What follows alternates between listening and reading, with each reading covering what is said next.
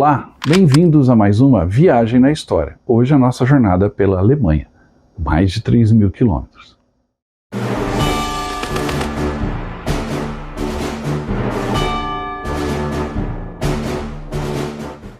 Todos os anos a gente leva um grupo para conhecer a história e os locais onde ela aconteceu por toda a Alemanha. Hoje eu vou narrar para vocês, passo a passo, como é essa jornada. Assista até o final e se encante com esse roteiro e participe da jornada. A nossa viagem começa em Frankfurt, após sairmos de Guarulhos, cruzar o oceano e chegar a essa linda cidade alemã. Dali, começamos a jornada por terra. Lembre-se, o nosso grupo viaja juntos e a gente corta as autobahns alemãs ao longo deste percurso.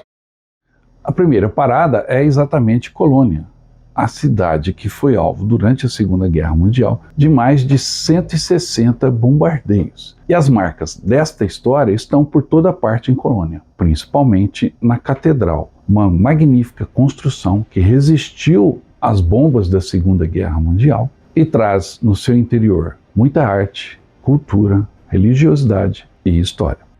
Um dos maiores tesouros que existem aqui na Catedral de Colônia, Catedral de São Pedro, é exatamente o conjunto dos vitrôs. Este, por exemplo, foi doado pelo Ludovico da Baviera por volta do ano de 1500. Existem outros vitrôs aqui ainda mais antigos, como aquela coleção ali, que é do século XII. E aí vocês podem perguntar, por que os vitrôs não foram destruídos durante a Segunda Guerra Mundial? Porque, sabedores que Colônia seria um alvo, os alemães retiraram todas as peças e reinstalaram quando a reforma da igreja, que foi atingida 4 vezes durante a Segunda Guerra, quando Colônia foi alvo de mais de 140 bombardeios durante a campanha aliada contra a cidade.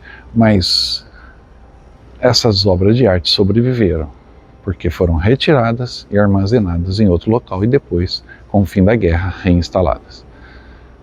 As marcas da guerra estão por todo lado aqui dentro da igreja, mas os vitrôs sobreviveram.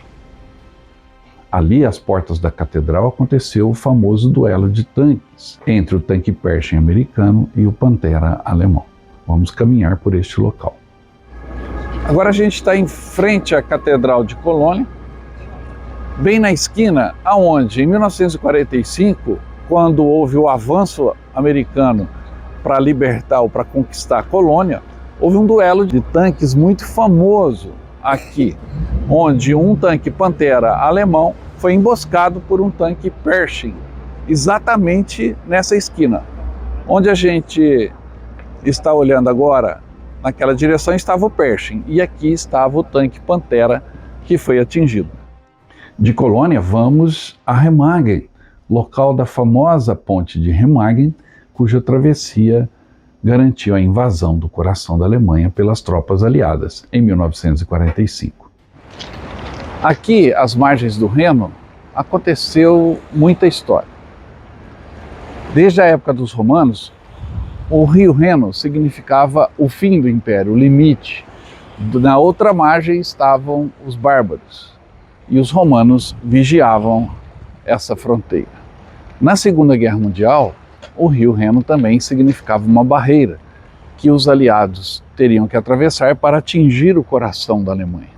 Então, quando surgiu a oportunidade de tomarem uma ponte sobre o rio Reno intacta, essa oportunidade não foi perdida e os americanos e as forças aliadas atravessaram o rio Reno na ponte de Remagen. Hoje, o que resta da ponte de Remagen são as torres, tanto deste lado quanto do outro lado do rio Reno. E muita história. Essa estrutura da torre hoje foi transformada num museu, que lembra a batalha que ocorreu aqui e também celebra a paz dos nossos dias. Após visitarmos Remagen, seguimos então em direção ao Vale do Ruhr, onde visitaremos a represa Eder e o Museu dos Dambusters, aquela famosa missão dos aviões britânicos que explodiram as barragens das represas no Vale do Ruhr, inundando o coração industrial alemão. Ali existe um museu e visitamos também a represa agora reconstruída. Essa é a famosa bomba saltitante. Essa bomba foi desenvolvida, inventada durante a Segunda Guerra Mundial para um ataque que ficou famoso na história militar, o ousado ataque dos Dam Busters, os destruidores de represas. Só estando aqui na represa Eder que você vai ter a noção do desafio que foi a missão dos pilotos britânicos, os Dam Busters. Eles vieram nessa direção, voando a cerca de 30 metros de altura. Contornaram aquele morro, baixaram para os 30 metros e vieram na direção da barragem, onde a gente está agora. A gente está exatamente em cima da barragem. Ela foi reconstruída durante a guerra já. A bomba saltitante era lançada mais ou menos na posição que está aquele barco branco ali. E após lançarem a bomba, o avião passava por cima da barragem. E ao passar por cima da barragem, olha o que os pilotos deparavam. Uma verdadeira barreira natural, a montanha. Lembre-se, eles estavam a 30 metros de altura apenas. Pouco mais alto do que essa. Eles passavam aqui raspando o topo da barreira. E aí tinham que subir rapidamente. E isso debaixo do fogo das antiaéreas alemãs. E ainda tinham que observar se a bomba funcionou. Foi um desafio, toda a logística, todo o processo. Mas a missão foi cumprida. E esse local onde eu estou agora foi destruído com a bomba saltitante na missão dos Dam Busters. Com isso, toda essa água jorrou vale abaixo, inundando o coração da indústria alemã.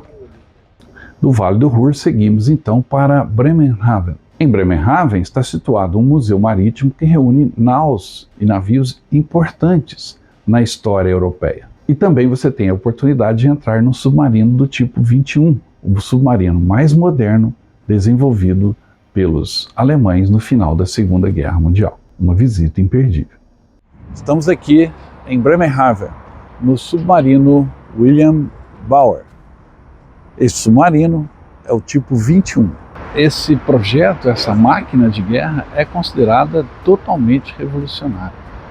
Esse submarino é a mãe do submarino moderno. Todo esse complexo, que não é só o submarino, o shopping center, mas existem outros navios, navio escola. De frente ao Wilhelm Bauer existe ali um museu marítimo, bem ao lado aqui um outro shopping center, um outlet com um mirante no topo daquela construção. Enfim, aqui em Bremerhaven você tem inúmeras atrações em um só lugar, não só o submarino tipo 21, que é a joia da coroa, vamos dizer assim. De Bremerhaven, marchamos então em direção ao Mar do Norte e ao Mar Báltico. Na cidade de Kiel, encontramos o distrito de Labour, onde está o Memorial Naval Alemão, que narra toda a trajetória da Marinha Alemã ao longo dos conflitos do século XX, da Primeira e Segunda Guerra Mundial. Esse memorial foi inaugurado em 1936 por Adolf Hitler, que já estava no poder na Alemanha. O seu objetivo era homenagear aos marinheiros que deram sua vida pela Alemanha. Ao mesmo tempo, marcar o início de uma nova era. Ao falar para os seus seguidores, Hitler, ao mesmo tempo que homenageava os marinheiros que a Alemanha tinha perdido na guerra, na Primeira Grande Guerra, ele também fez um discurso inflamado falando sobre o futuro. Os ventos de guerra sopraram na inauguração deste memorial. E também está instalado o único submarino tipo 7C que você pode visitar no mundo.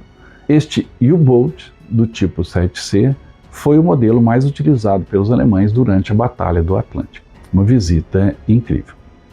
E o mais incrível é saber que 40 mil marinheiros alemães serviram nos U-Boats, a maioria nesse modelo do tipo 7.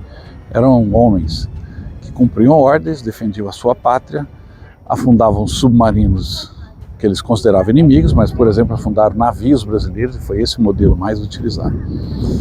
De qualquer forma, a gente tem que admirar a coragem de quem servia nesses submarinos. Depois de visitarmos Labu e o submarino tipo 7, descemos em direção a Hamburgo, aonde temos a oportunidade de conhecer de perto uma das Flak Towers existentes ainda hoje. Essa é uma das Flak Towers que existem aqui em Hamburgo, na Alemanha. Uma das que restaram por toda a Alemanha durante a Segunda Guerra Mundial, e também na Áustria, em Viena, existem 2 torres.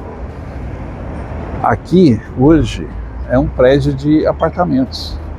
Foi transformado, adaptado para solucionar a questão de moradia, principalmente nessa região central aqui de Hamburgo. Esse foi um bom destino para as Flak Towers, mas outras estão em situação diferente. A Flak Tower aqui de Hamburgo tem esse ar assim, de alojamento estudantil, de república e também de comércio jovem e vibrante.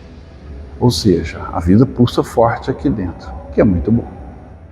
Depois de conferir na Flak Tower, vamos então fazer uma visita ao Panzermuseum de Münster, um dos maiores museus de blindados do mundo, que possui uma coleção incrível com muita história, desde a Primeira Guerra Mundial, passando pelos panzers alemães da Segunda Guerra e chegando aos dias atuais.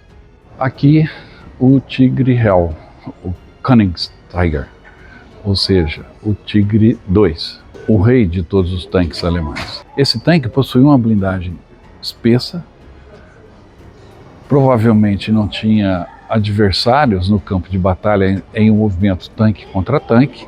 Foram produzidos 489 Tiger II durante a Segunda Guerra Mundial, mas ele chegou muito tarde, no momento em que a Alemanha tinha pouco combustível, e esse aqui é um beberrão de gasolina, porque olha o tamanho e o peso, são 60 toneladas. Para mover esse gigante, a Alemanha precisava de recursos que ela não tinha mais. Então o desenvolvimento do Tigre II e o seu lançamento, principalmente na ofensiva das Ardenas, veio um pouco tarde, porque a estrutura de guerra alemã já não era mais a mesma. Nós visitamos um outro exemplar desse lá em La Gleize, o nosso roteiro pela Normandia. Mas esse aqui do Museu do Tanque de Münster, no nosso roteiro da Alemanha, ele está bem mais conservado. Após conhecermos esta coleção impressionante de tanques no Panzermuseum de Münster, seguimos então em direção a Peenemünde, onde eram desenvolvidas as armas da vingança de Hitler, a bomba V1, a bomba V2. Visitaremos as instalações que restam deste complexo e também um submarino soviético do tipo Juliet, armado com mísseis nucleares, que está aberta à visitação no porto de Peenemünde. Aqui eram fabricadas com trabalho escravo as bombas da vingança de Hitler. Aqui em Peenemünde também foi desenvolvida e lançada a bomba voadora V1, o primeiro modelo a ser utilizado na Segunda Guerra Mundial. Depois viria a V2, que é um outro conceito e muito mais mortal e veloz. Este submarino, o U-461, é um submarino da classe Juliet, que foi lançado em outubro de 1961. É um submarino com capacidade de lançamento de mísseis nucleares e que tinha uma autonomia de até 90 dias submerso, atuando. Esse submarino causava muito temor aos ocidentais. Após visitarmos Peenemünde e descobrirmos as armas secretas alemãs, vamos então para Berlim, a capital da Alemanha. Berlim concentra muita história, principalmente com relação à Segunda Guerra Mundial. Em Berlim, encontramos o Portão de Brandeburgo. Ao longo da história, muitos exércitos passaram por esse portão. Ele é um marco que celebra as vitórias alemãs, mas por vezes esses exércitos voltaram derrotados e passaram por aqui também. Os ocupantes, os soviéticos, por exemplo, e outras tropas, também cruzaram aqui para a vergonha dos alemães. Hoje, quem passa pelo portão são os turistas, que vêm conhecer a bela e hoje pacífica Alemanha. Mas aqui existe muita história. O Memorial do Exército Vermelho, um dos locais icônicos de Berlim e visita obrigatória para quem vem conhecer a cidade, é o Memorial da Vitória Soviética, da tomada de Berlim. Ali existe uma estátua enorme homenageando o soldado do Exército Vermelho e também algumas armas icônicas, como o tanque T-34, existe um em cada lado da entrada do memorial, e 2 canhões de 150 milímetros. Esse monumento é muito visitado e é muito representativo, pois quem tomou Berlim após uma luta que começou lá na defesa de Moscou foram os soviéticos. E a eles esse monumento presta homenagem. O Memorial do Holocausto, o Führerbunker, onde estava Hitler no final da guerra. Este simples estacionamento, próximo ao portão de Brandemburgo e à chancelaria do Reich, é onde ficava o bunker de Adolf Hitler, o Führerbunker. Hoje apenas uma placa simples, lembra o local e mais nada, mas no subsolo desse local é onde ficava o Führer nos seus momentos finais da Segunda Guerra Mundial. O Checkpoint Charlie, icônico local da Guerra Fria. Um dos locais mais famosos e procurados aqui de Berlim, certamente muito fotografado, era também um dos lugares mais perigosos durante a Guerra Fria. É o Checkpoint Charlie. Aqui, quem ingressava no setor americano ou soviético tinha que se identificar. E aqui quase começou uma guerra de verdade. Hoje, a guerra é dos turistas por um lugar para tirar a foto nesse local tão icônico. O cemitério dos Inválidos, onde figuras históricas alemãs estão sepultadas, e era cortado pelo Muro de Berlim. Esse é o cemitério dos Inválidos, aqui no coração de Berlim. O cemitério é muito interessante. Ele tem personagens históricos enterrados aqui, como von Richthofen, como Werner Mölders e tantas outras figuras que marcaram a história militar da Alemanha. Em Berlim também existe o Museu da Luftwaffe, em Gatow, um museu riquíssimo, que vale a pena visitar. Se você quiser vir visitar o museu em Gatow, ele fica a mais ou menos uns 20 quilômetros do centro de Berlim. Você precisa ter um veículo ou contratar alguém para te trazer, e a entrada é totalmente gratuita, você não paga nada, nem estacionamento. Vale a pena. Assim como Karlshorst, o local onde foi assinada a rendição alemã diante dos soviéticos em maio de 1945, outro local icônico da capital. Essa é a sala onde foi assinada a rendição, a capitulação alemã. O general Keitel estava sentado próximo àquela porta e assinou pelos alemães, enquanto que Zhukov estava sentado no meio dessa mesa, representando os soviéticos. A sala foi totalmente preservada durante todo esse tempo.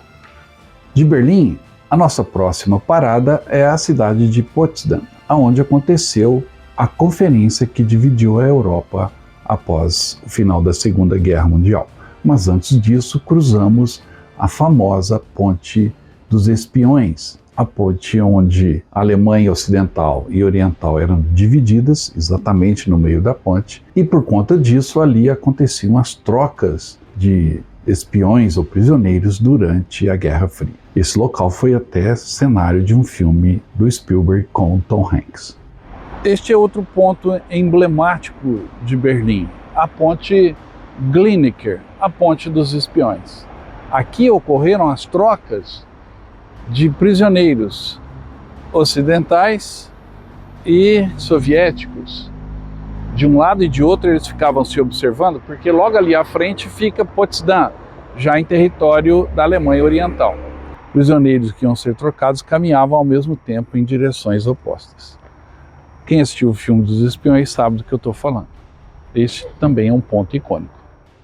Nesta jornada que você pode participar, não se esqueça, entre em contato pelo nosso WhatsApp e garanta o seu lugar no próximo grupo. A próxima parada, então, é num local icônico, o Castelo de Colditz, onde aconteceram as famosas fugas de prisioneiros que inspiraram tantos livros, filmes, minisséries dos prisioneiros que enganavam os nazistas. Talvez o mais famoso seja a Fuga dos Homens-Pássaros, mas Colditz tem muitas histórias e vale a pena a visita. Olhando daqui de baixo, o castelo parece ainda mais imponente e é difícil imaginar como alguém seria ousado o suficiente para fugir desse castelo. Mas os prisioneiros de Colditz o foram, e as histórias dessas fugas são incríveis. Outro local que tem muita história e visitaremos após passarmos pelo castelo de Colditz é a cidade de Nuremberg. Nuremberg foi palco tanto dos desfiles nazistas e concentrações de massas do partido, bem como do julgamento destes integrantes líderes do partido nazista após a Segunda Guerra Mundial. Ali está o Palácio da Justiça, onde aconteceram os julgamentos de Nuremberg. E ali também está o Zeppelinfield, onde as marchas e comícios nazistas aconteciam. Muita história em uma só cidade.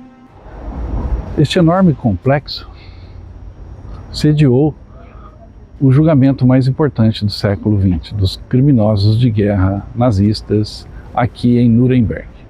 Hoje, aqui é um centro de documentação, um memorial, onde você pode visitar parte deste complexo.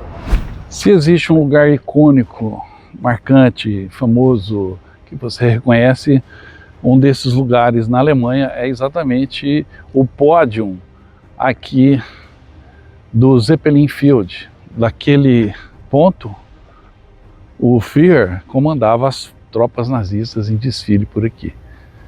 E essas imagens ficaram gravadas na memória de quem estuda e pesquisa a Segunda Guerra Mundial. Então é um lugar interessante de se estar. A esta altura do roteiro, estamos já chegando de volta a Frankfurt para embarcarmos para o Brasil. Mas antes, visitamos o Museu de Sinsheim. O museu tem um acervo riquíssimo. Engloba a participação alemã na Segunda Guerra Mundial e existem muitos equipamentos, tanques, aviões, armamentos, fardamentos expostos, mas o seu acervo vai além disso. A história do automóvel é contada, afinal de contas, o automóvel nasceu na Alemanha e hoje as principais montadoras do mundo estão no território alemão. Então prepare-se para ver muitos automóveis icônicos e marcantes ao longo da história. Sinsheim é o fecho de ouro da nossa jornada.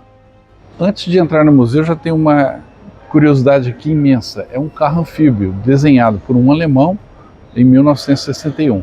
E o carro se mostrou tão confiável que ele atravessou o Canal da Mancha. Imagine atravessar o Canal da Mancha num belo carro anfíbio. Pelo volume de informações só nesse vídeo, nessa parte do vídeo, vocês já viram que tem muita coisa aqui. Não só da Segunda Guerra Mundial, mas temos ali o MiG-15, um avião Antonov, mas principalmente da Segunda Guerra, um HS-111, um Junker Ju-52, enfim, o Dornier, aqui veículos como o Kubelwagen, ali um Stuka abatido que foi retirado do fundo do lago. Não é uma jornada incrível? E o mais incrível é que ela é feita através das autobahns da Alemanha, rodovias fantásticas que têm uma manutenção exemplar, afinal foram construídas antes de começar a Segunda Guerra Mundial e estendidas por todo o território alemão. É um prazer dirigir nas rodovias e, melhor, sem pedágio.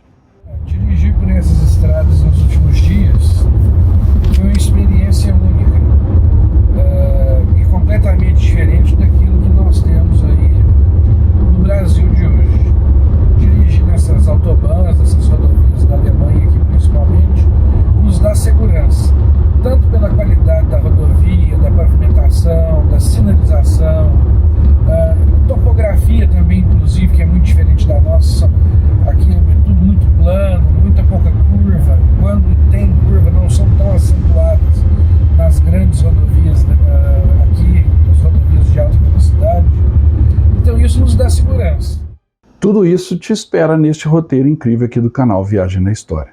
Garanta o seu lugar na próxima expedição.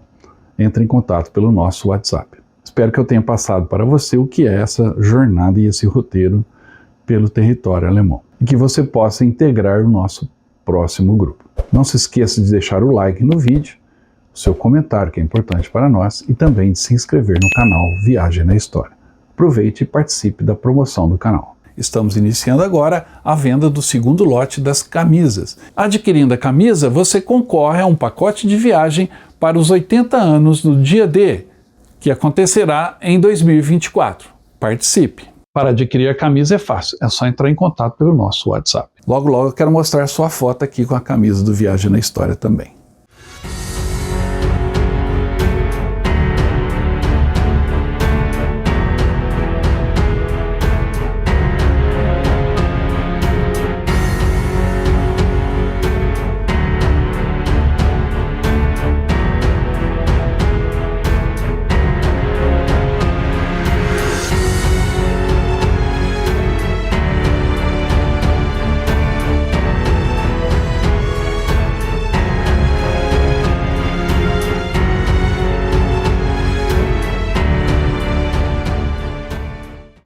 Eu volto logo com mais histórias. Até mais.